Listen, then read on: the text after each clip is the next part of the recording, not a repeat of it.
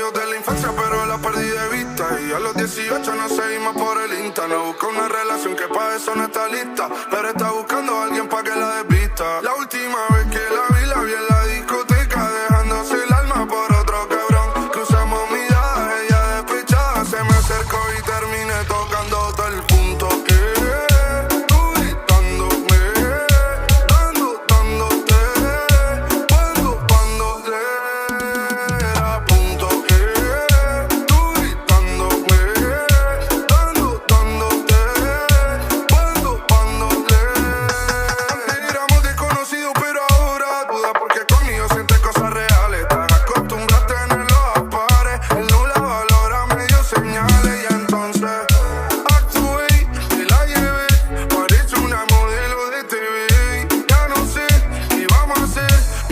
tu cara y tu punto G. Ese culito me pide que lo estrelle. No me olvido del perreíto en el muelle. No necesita que ninguna le sepa.